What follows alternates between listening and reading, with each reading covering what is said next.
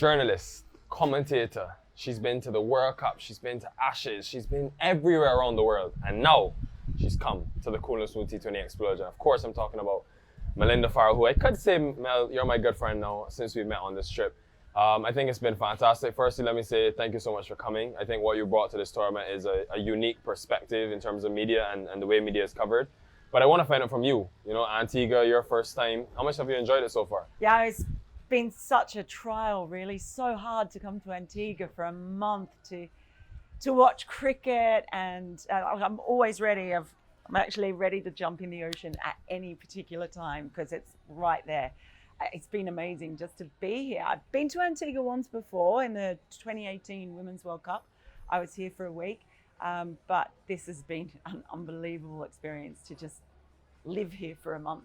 I've got an Antigua driver's license and I have a car. I've had a few little adventures with that, but it's been great. I just poodle around the island. I know my way to the Sir Vivian Richards Stadium without using Google Maps. So, I'm pretty much a local now. Let's say that. I just want to get your perspective on the culture, because that's, for me, I think, something I'm always very curious to hear from people that come into the Caribbean. I mean, how has the culture differed from some of the other places that you've been to now that, you spent more than just a week and you actually been able to sort of integrate yourself into Antiguan local culture? Yeah, well, we had a really interesting trip when the Scotland players, when the full squad was here playing and training before the Cool and Smooth, and the St Kitts and Nevis, I'll get it right, the St Kitts and Nevis players were here as well. All went to the Rastafarian farm. And that was actually really interesting because that was a sort of side of the culture here that I had never really known much about at all. So, and all the farming, not just the wacky backy, but all the vegetables and everything that they do, and they served us stuff that it was all from the farm as well. So that part was really good, and just the relaxed nature of it. It's extremely friendly here. And yeah, it's just very laid back, fun. I love the music. I love a bit of soca. So that always makes me happy when I hear that on the background too. I have it blasting in the car when I'm driving around, but at a safe level. Yeah, just letting the viewers know, Mel is talking about marijuana, which is completely legal here, Mel. Don't worry, no police is coming. It's fully legal. And the Rastafarian is a great experience. Let's talk a bit about the cricket now, because as I said at the beginning, you're here because of the Cool and Smooth T20 Explosion. And I mean, someone like you who's been to a T20 World Cup or some of the biggest T20 international series, I'm curious to know sort of where you see this tournament heading. This is the year where we had 8 Scotland players come to add to the different teams, the local club teams. I think they've added so much. But where do you think this tournament is headed now in terms of having internationals come in and then even the local talent? Yeah, well, it's been great. It's been fantastic to see some of the local talent who I've never seen play before. And so some of it's really intriguing because you get to watch it and then you find out, a player might be in the under 17 side for West Indies or under 19 side or Leeward Islands, whatever it is. And for me, I love that because I always think, there's some really great 17-year-old kids who just pop up and start bowling leg spins somewhere and you have a bit of a look. And what I love about that is I never know where those players are going to end up being, and the idea that in a few years' time, maybe I could see one of them playing for West Indies in Australia or in England and know that I've been able to see where they've come from and how they've emerged. So the range of talent, the fact that there's obviously some really passionate support for the clubs because it's a club-based tournament is really interesting as well. And then, obviously the internationals have brought a lot to it, and all the Scotland players have stood up. 3 of them, I think, have won Player of the Match awards. They've been in the runs, they've been taking wickets, and I've been getting some interesting perspectives from those guys as well. And even meeting a couple of the young Aussies who've come over here from Pran in Melbourne. I was chatting to them last night. Lockie Bangs, great name. Ben Sexton, great name. Nicknamed Big Sexy. And he's taken, I think, 11 wickets and is joint leader of the leading wicket taker at the moment. So it was fun to hear from those guys as well and how they're looking at different pathways to try and get more cricket. So just so many things about it. And I think with now, being streamed, with more coverage, it feels like it's gotten a lot bigger. I'll be honest, I didn't know about it last year. So hopefully more people know about it, more interest, get some more players coming in, and that gives them the benefit of their experience to the young guys who can be really exciting.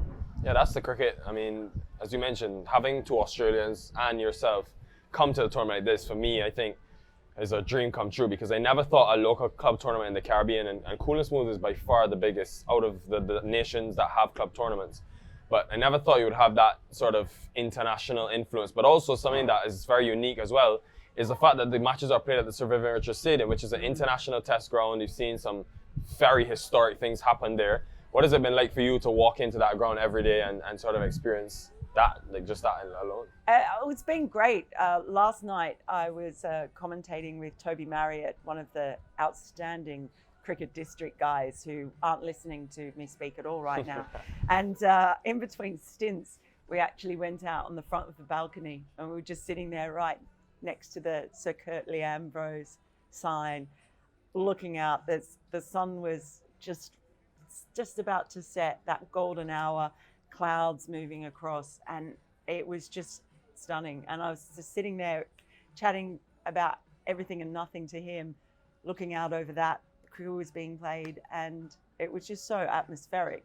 So it was wonderful to be able to play there, and just even in terms of the pitches and stuff, it's been a really good venue for cricket as well. And I think that's really important, because you want to be able to have some decent facilities for players too. Really tough question. Oh God. Australia, what could I even say about that? Peak of cricket. I mean, I've grown up watching 2, 3 o'clock in the morning watching cricket in Australia. The West Indies. If Mel Farrell had to pick one place to do cricket for the rest of her life, oh wow, where would it be? Australia or the West Indies? Oh, come on. Okay, so with I have to take a few things out of that. Obviously, because of family and friends, I'd have to remove that. Let's say the family and friends went everywhere with you. So wherever you picked, the family and friends. So I could take all my family and friends. All of them. Bring them to Antigua. It'd be pretty nice to hang out here, wouldn't it? It would be nice. I got to admit. Yeah, I think people underestimate the Caribbean. I mean, we're small, but I think we have a lot going for us, man, honestly. But I'm really happy that someone like you was able to sort of come and experience that, and I hope you continue to come back. But I want to ask you about some of the local talent now, because you've watched almost every game of this tournament. First of all, generally, holistically, where do you see that talent, in terms of what's to come for the West Indies? And also, who are any player that's really stood out to you? There have been a couple who certainly have stood out. Kofi James is, and the all-round talent. So he's obviously been brilliant with the bat, but also he's seeing him bowl as well. Matthew Ford is another one who's been absolutely super. I've really liked watching him. You know what? I'm going to give a little shout out to someone I've got a bit of a soft spot for, though, is young Nikhil Uttamchandani. He player of the match, I believe, for New Winthrop Lions last night. Just both with the ball and with the bat. He's played a couple of really important innings now. He's exciting, but the main reason is he's got the biggest smile I've ever seen. And every time you see him around the hotel complex, he just breaks out into this massive smile. And he is so excited about this tournament and so excited about his cricket that for me, that's really, really lovely to see. So yeah, a little shout out to Nikhil Uttamchandani.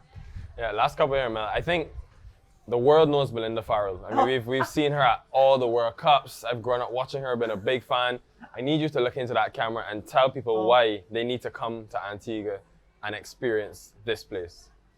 Because it's basically even better than it looks in the photos. Antigua is just stunningly beautiful every time. The temptation to just jump into the sea at any given moment.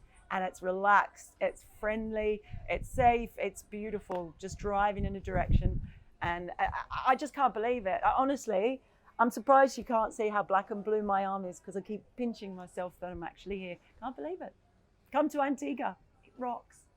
Couldn't have said it any better. Mel, thank you so much. I think on behalf of the entire Antigua, we need to have you back here every single year. I think you bring so much to this tournament in terms of the life, the culture, from Australia. I mean, they have culture as well. And I think it's a perfect blend, and I really hope you can come back. And personally for me, as I said, growing up being a fan of you, I think it's been really cool to work with you and learn a lot from you. So thank you so much for coming. Thank you so much for having me. I'll slip you that $20 later for saying that. Thank you. Guys, Cool and Smooth continues. Mel Farrell will be here. I'll be here. You don't want to miss this tournament. I'm telling you, it's going to get bigger and bigger. And we're getting into the business end of this competition.